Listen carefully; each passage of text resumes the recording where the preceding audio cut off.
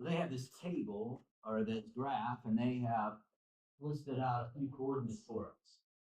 Right? They took the log of 3, the log of 5, the log of 15. And of course, you can see those are really, really ugly numbers. Is there a relationship between 0.477, 0.699, and 1.176? Is there a connection between those? Now, maybe this would help you. What is x squared times x cubed? What do you do with those exponents? Maybe that's an idea.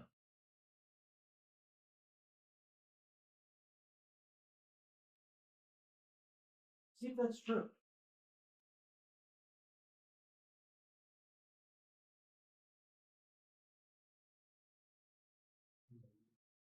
I mean, don't we know that 3 times 5 equals 15?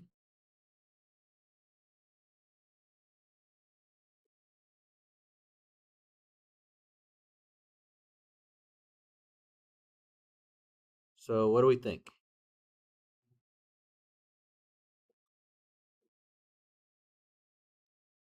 What do you get when you add 0.477 and 0.699? Is that a true statement?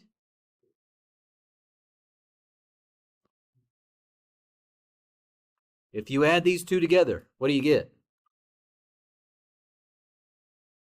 Dang, that's interesting, isn't it?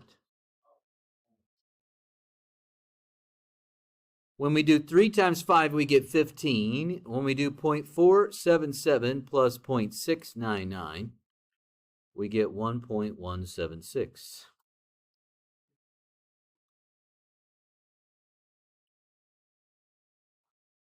It's almost like multiplication and addition have some sort of weird connection.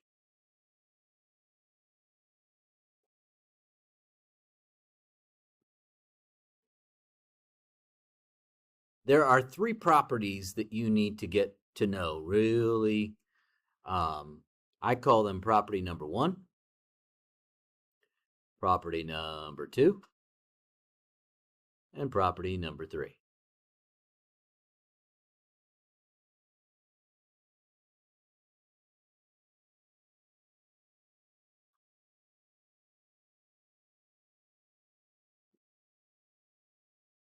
Now, Beyonce is famous for singing about the ones on the left side of all 3 of these properties. You know the song, All the Single Logs?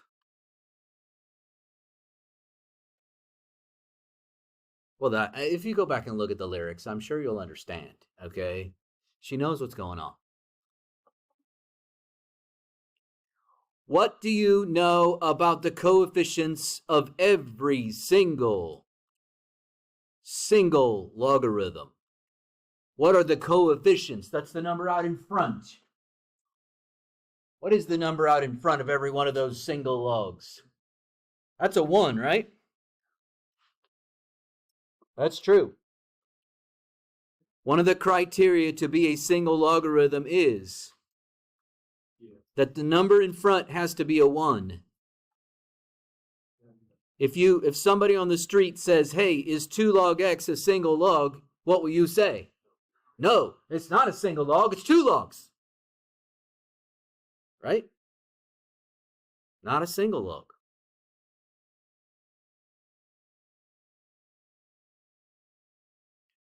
The other side of this are called expanded logs.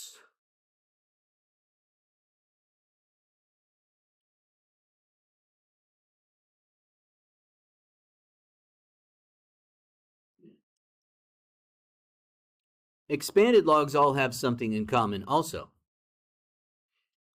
Every single argument in every expanded log has an exponent of 1.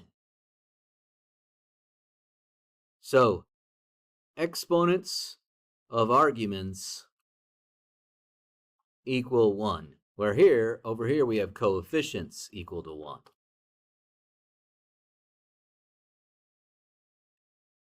So, that's important to note.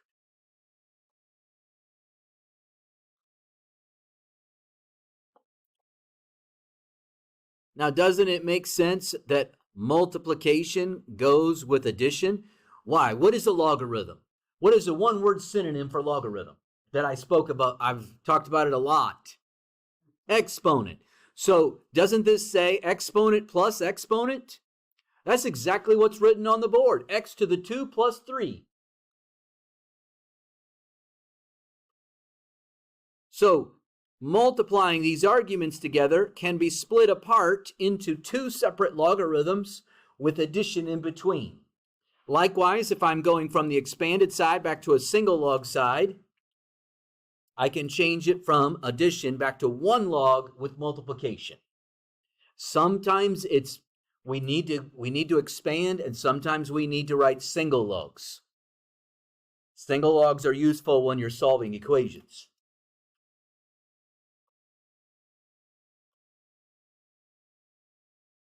And of course, if multiplication goes with addition, then division goes with subtraction. They kind of go hand in hand.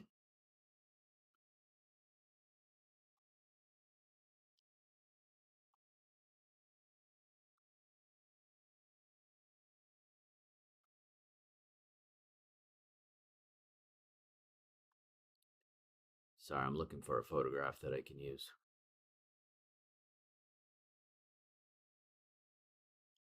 Property 3 was made famous in a movie.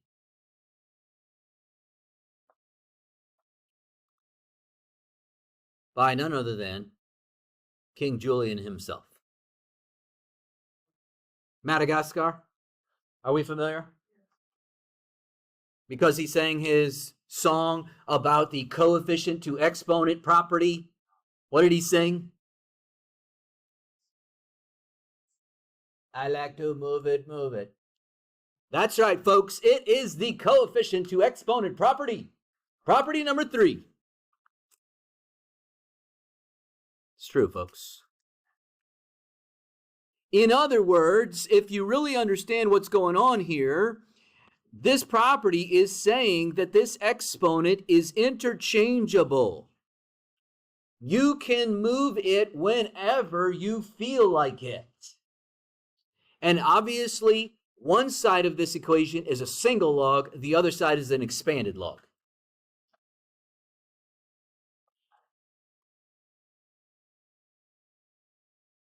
Any questions about the 3 properties which are in front of you? We will be using them. Yes, you need practice with them. I get it.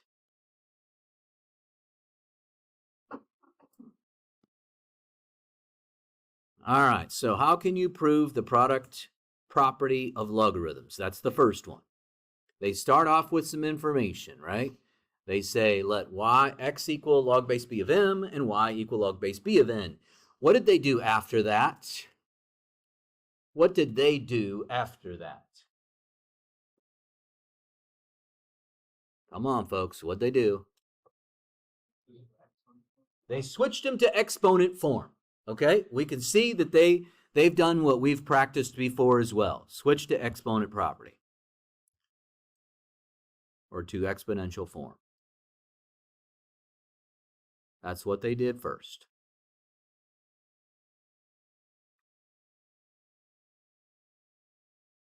Multiply the expressions b of x times b to the y. Okay. Wouldn't that be m times n? B to the x is equal to m. B to the y is equal to n.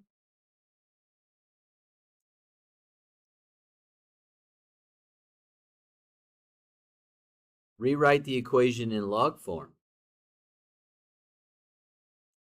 Oh, maybe I should do this. Let me back up. What would I do with the exponents, the x and the y? Wouldn't I add them together? And we know that this is also m times n.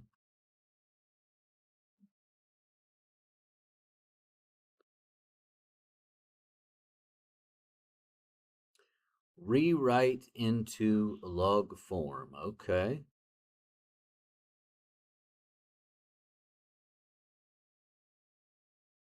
Gonna fill in the boxes.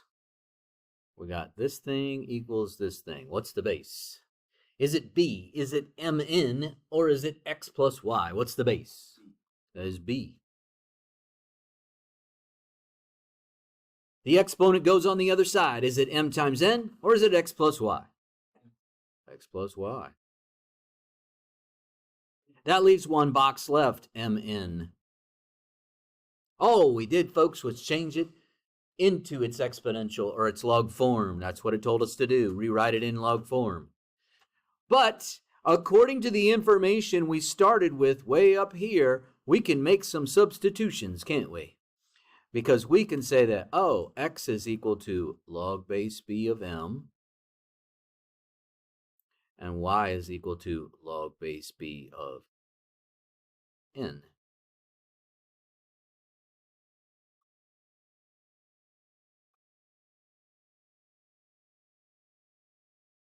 This kind of stuff is more of what you're going to see on a test.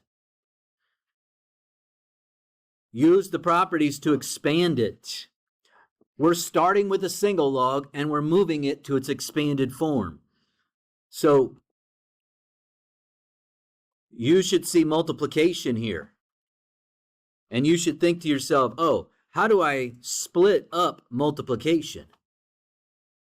Because that's going to be step one, which is property number one, right? So what's it going to look like? What two things are being multiplied together inside those parentheses? A squared and b to the seventh, right? So we are going to split those into two different logs. Oh, by the way, what's the base? 5. That base is not changing.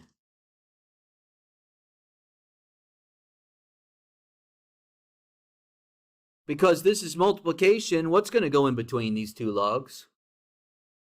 Plus. Right? That's property number one. But then there's a second step here. They want me to use property number 3.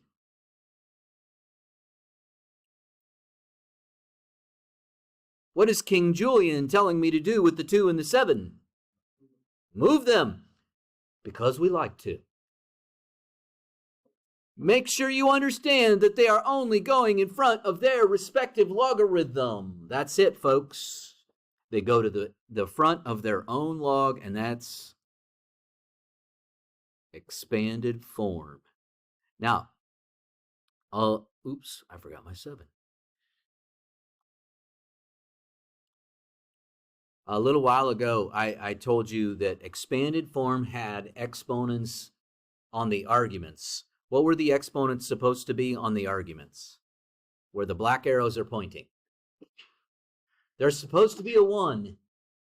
That's the reason that these were not simplified yet. Because I had a 2 and a 7, and they weren't 1. But the good news is, we had King Julian's property. We could get it into expanded form. Now, question B here. That's going to use property 2, right? So, you write down what it's going to say using property 2. Hopefully you wrote ln25 and ln3. What are those bases on those logs? E. And what'd you put in the middle? Subtraction. There was only one step and you were done with this question. Go get some food. Okay, on this try it question right here, which is a part of your homework, I'm going to put a line right here. When you start writing things like log base 7 of things, why in the world does this thing look like it's up in the universe, somewhere up here, somewhere like that? I get kids that do that a lot. Not just a little, a lot.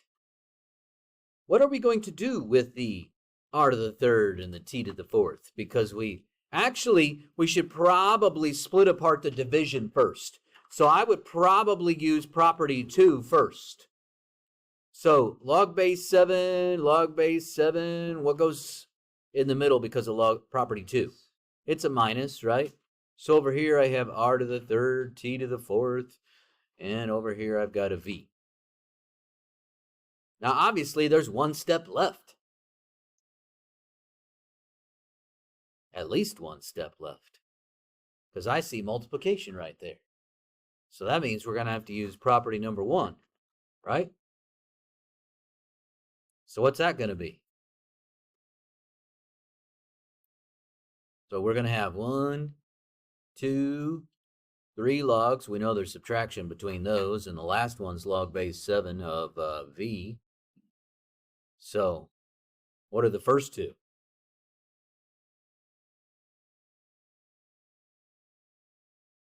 Come on, how do we split this thing up? Log 7, r to the third. Yep, log base 7 r to the third. Log 7, 4. Okay, and what goes in between? Plus, thank you very much.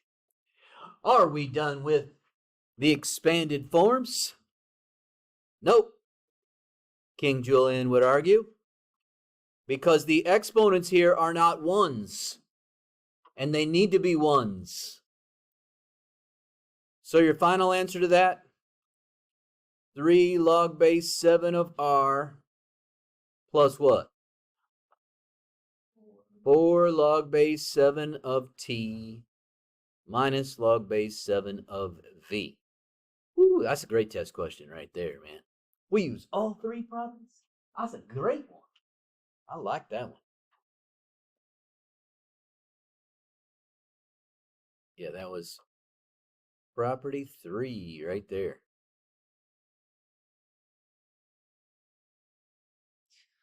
Okay, so write it as a single log. So now you're going the opposite direction.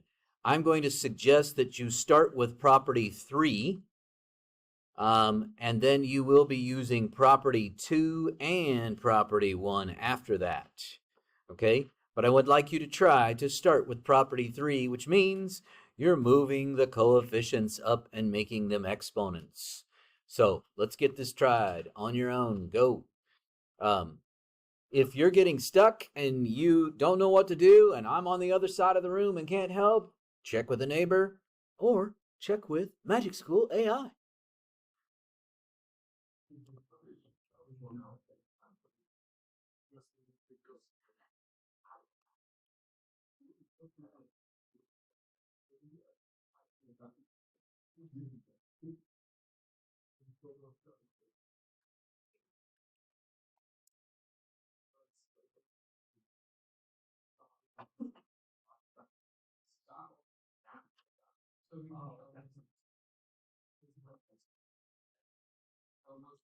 Why does this kid lose credit right at the beginning? He forgot to write down the bases, right? And so what happens, what did I just change this to?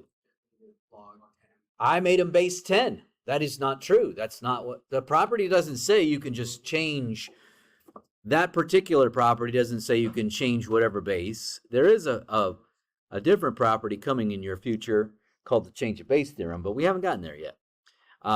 Anyway, so that's what would happen in that case. How can I combine these two together? And like I said, I made a mistake. That should have been property 1 and then property 2 after that.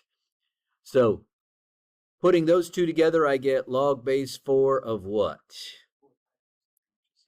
M to the 4th n cubed. M to the 4th n cubed. But now I see this subtraction thing going on, so what am I going to do with these two things? Yeah, we're going to divide them.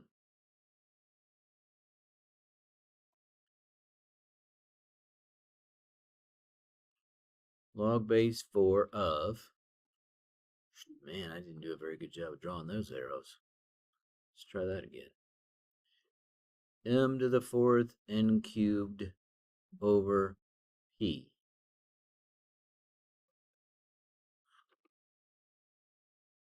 Not sure what ducks have to do with anything, but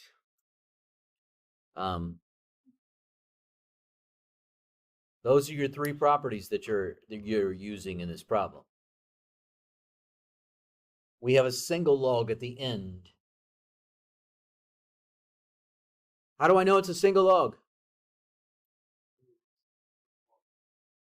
There's nothing in front of the log. That's hilarious. Come on, what number's out there in front of the log?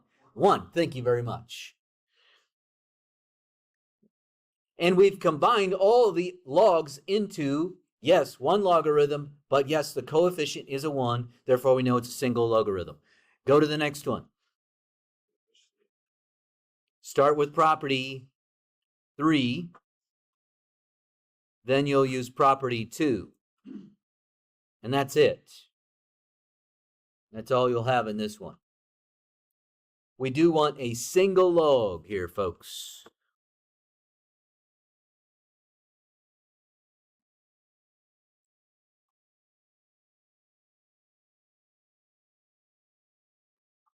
Okay, so several of you are telling me that the 3 moves up and the 2 moves up, creating ln, 2 to the third minus ln 5 squared. What is 2 to the third? 8. And 5 squared? 25. 25. I like it, the enthusiasm. Now, we know that property 2 talks about division. Whoa. Is that why you're giving me the evil eye? Oh, man. Now I understand, because I didn't unfreeze it. Should have just said something.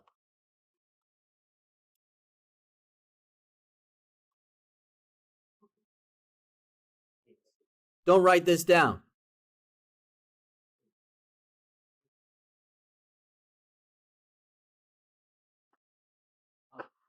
This is because that last part I just wrote down is incorrect. Now, why do you think a kid would write natural log 8 over natural log 25? Because what does property 2 say, and what are they thinking about? Division. Property 2 says I take subtraction and change it to division. Okay? So I understand that this kid's got the right idea. It's just, does that look like a single log to you? No, it looks like 2 logs that are being divided. Okay? So let's back up and see what we should have written. How about natural log of a fraction? What fraction should I have put in there? 8 over 25. Remember, the first part goes in the numerator, the second part goes in the denominator. It's just that easy. So the 8 is going to be on the top, the 25 is going to go on the bottom. But yes, now we have a single log.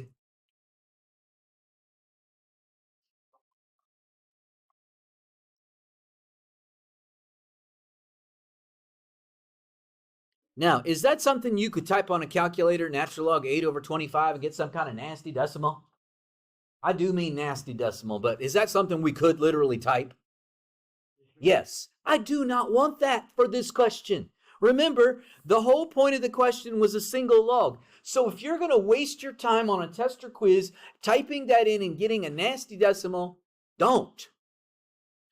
The whole goal of the question was just to use the log properties. Once you've used the log properties and got it to a single log, go to the next question. Yes, I'm being dramatic, but I just want you to not waste time on quizzes and tests. Well, Mr. Stanley? Yes, sir. The practice questions in addition. Which one? The B. B? B, it's an addition. Okay, so let's see here. I got 2 squared. All right, I moved the 2 up, right? So that would give me natural log of 7 squared plus the natural log of 2, right? Hopefully the rest of your compadres are actually paying attention and writing this down, since it is part of their homework. What is 7 squared? 49. The natural log of 49 plus the natural log of 2. And now we multiply what? The 49 and the 2 get multiplied together, right? So it's the natural log of 49 times 2, if only we knew what 49 times 2 was. 98. So the answer to that question is natural log 98. I don't want some nasty decimal because you can type that in. I want to see that you can do this. Does that help, Larky? Yeah. All right. Next. I know. But we don't need to leave yet, as some people think they are. The pH of a solution is measured as a measure of its concentration of hydrogen ions. Speaking of chemistry. This concentration measured in moles per liter is written H plus and is given by this formula. Did you realize that pH was based upon a logarithm scale? What is the concentration of hydrogen ions in acid rain? So we can clearly see that acid rain has a pH of 4.5, which puts that on the left side of this equal sign. Now, this hydrogen ion concentration, folks, it's a variable. If it bothers you that it's H plus and you would rather just do something like X because it would make it easier for you to think about, then just change it. I don't care. How do I solve it? Well, first of all, I'm going to ask you this question. Do we have a single log? No. Is this a single log? Solving equations requires a single log, and that's a big yes. We do have a single log. But if we don't have a single log, then you're going to be using your properties to get a single log, and then after you have a single log, what are you going to change it to? What are you going to change it to? Come on, if you can't solve it in its log form, what are you going to change it to? Exponential form, that's right. What's the base? It's a 10, thank you very much. What's the exponent? 4.5. That leaves one box left, which is 1 over x. Now, for those of you who don't know what you're looking at, we have 10 to the 4.5 equals 1 over x. Can numbers be divided by 1? Yes or no? Can numbers be divided by 1? Yeah. What does this look like? It looks like a proportion. And how do we handle every proportion in the entire universe? We cross multiply that, don't we? That's right, we do. So, to finish this off, you would cross multiply.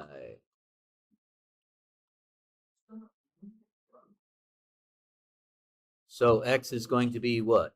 1 over 10 to the 4.5 power. Woo!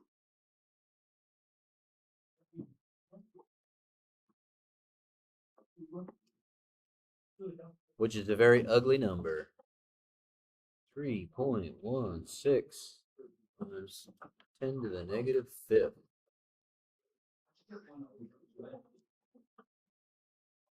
All right.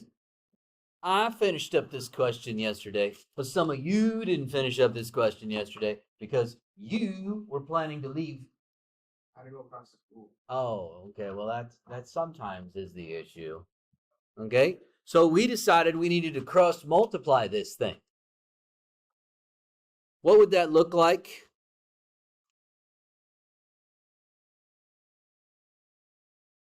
What is 1 times 1? 1. And on the other side, we would have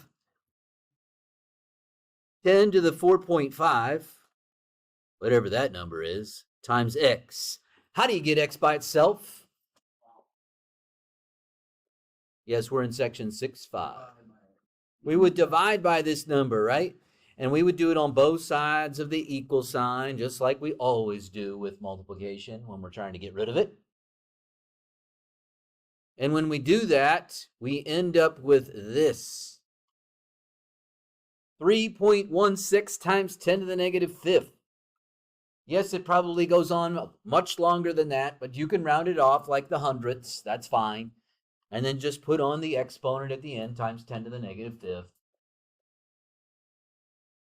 I want to see what Desmos shows us when we do that. Came over to my handy dandy calculator, typed it in, and saw this ugly looking thing over here. But it is in exponential, it is in scientific notation, so I just rounded it off, 3.16 times 10 to the negative fifth, which is what you should do. Use your calculator to assist you.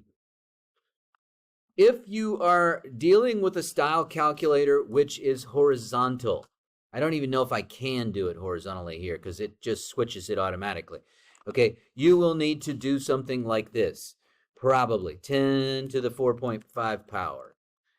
So you're probably going to have to use parentheses if you are doing, I don't know. It might be okay on the scientific one on the horizontal there. Because I think it would do the 10 to the 4.5 power first, because that's order of x or order of operations. So it probably would be okay. It's not gonna. Why are you guys chit-chatting over the top of me? That's what I want to know. It's annoying. Really annoying. Okay. Example 5. How can you use base 10 logarithms to evaluate base 2 logarithms? Now we got a new property to worry about. It's called the change of base theorem.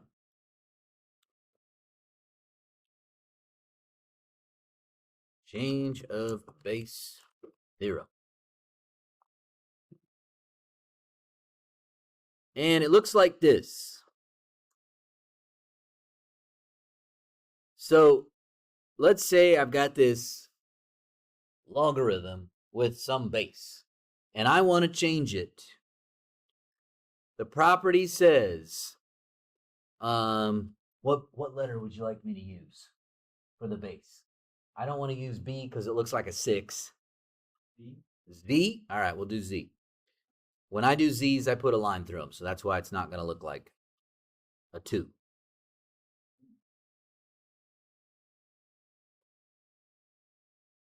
All right, now let's kind of follow the logic of what's going on here, because I'll save this over and over and over again. Log of the argument, right? That's the argument. That's the part that goes on the top. Over log of the old base. Now, why do I call it the old base?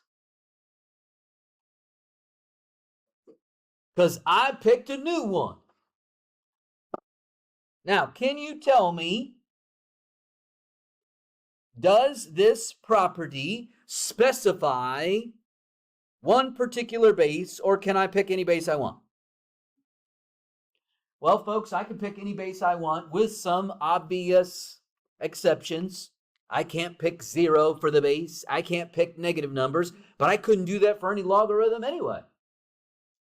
It does have to be something bigger than 0. I can pick any number I want as long as it's bigger than 0, but there are some very obvious choices that we are going to pick 99.9999999% of the time. Which two bases does your calculator use? 10 and E. 10 and E. Literally, those are the two options I'm going to pick 99.9999% of the time. Yes, I can pick base 7. But the whole point to changing the base is so that I can use a calculator. I mean, look at this question.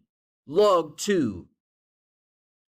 Log base 2 of 3. If we set this up the old-fashioned way with an equals x, and I had you change this into its exponential form, right? Remember, we filled in the boxes. What's the base? 2. What's the exponent?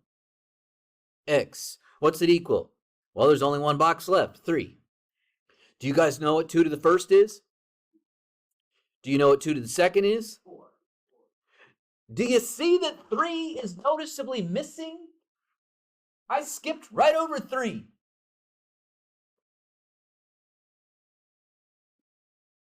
So since I skipped right over 3, that must mean the exponent is the nasty, nasty decimal between 1 and 2.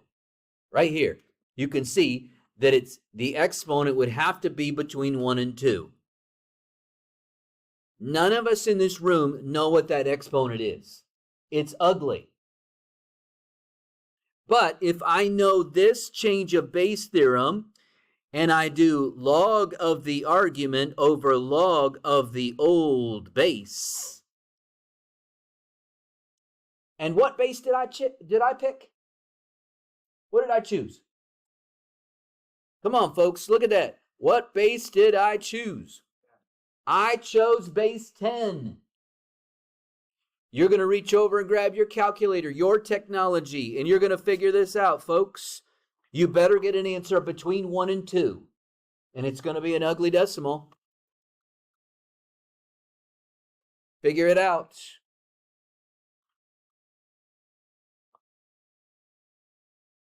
Okay, so it appears that we got 1.58. Thank you. Yeah, so log 3 over log 2. Just keep that in mind. If you are doing that horizontal style calculator, that parenthesis right there is very important to you. And why would I put an equal sign when it's division? So if you're doing the horizontal style calculator, you would have to do it like that. Okay, but that one parenthesis will throw off your answer significantly. That's the change of base theorem. Now, what do property 2 and the change of base theorem have in common? They both have division. Remember property 2? Remember we had our 3 properties, right? Property 2 had division in it, and change of base theorem has division in it. Do you know how many kids screw those two things up and mix them up? A lot. So please, we got to get them straight in our minds, as you're practicing homework, maybe even checking with Magic School as you go along. Please, we need to keep them straight in our minds. Yes, they have the fancy version of down here, they use those letters to show you. Oh, by the way, the right side of this, does that look like a single log to you on the right side? I guess I should put single log with a question mark and see if somebody will respond to me. Is that a single log? Right here? This looks like a single log to you? No, it is not a single log. Okay? I get people who are trying to change things to single logs, and they think that they should use the change of base theorem. They're getting things confused. So please don't do that. Don't use the change of base when we're doing single log stuff.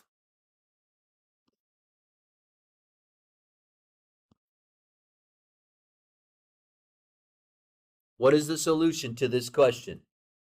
Everybody in the room knows that 2 squared is 4. What's 2 cubed? 8. So what is this answer between? X has to be between what? 2 and 3. You better get a calculator answer between 2 and 3. Now, you and I both know how to change this into its log form. At least we should by this point. What's the base? 2. What's the exponent on the other side? X. We don't know what it is. And that leaves one box left. So if I were you, I want to see you changing the base to base 10. Or if you want to change it to base E, you could change it to base E.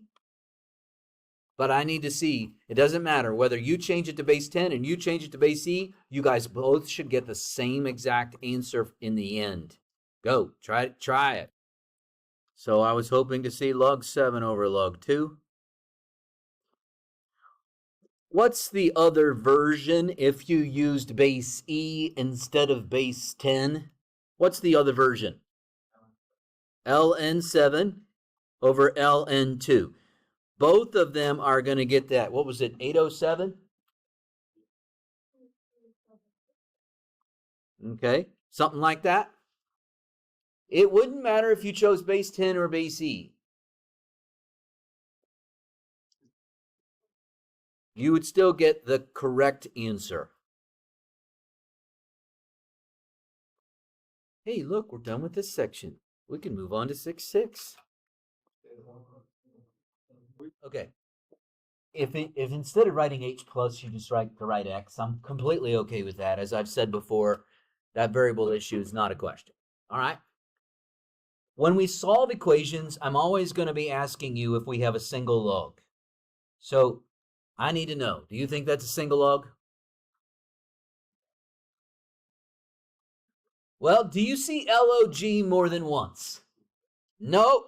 Do you see a number other than 1 right here in front of the log? Therefore, it is a single log. So that's good. Check that off the list. That's a yes. Because as soon as you see a single log, what form are you going to change it into? You're going to change it into an exponential form. What's the base? What's the base, folks? 10, right? 8.9 is this, which leaves one box left. And then, of course, we're going to cross multiply that when we get back. So when we cross multiply, right, like we did before, remember, anything is over 1. So that would be 1 times 1 and x times 10 to the 8.9 power. And then, of course, that thing would be divided on both sides of the equation. And when we do that and type that into our calculator, we get 1.26 times 10 to the negative 9th power. And that would be the hydrogen ion concentration for this question.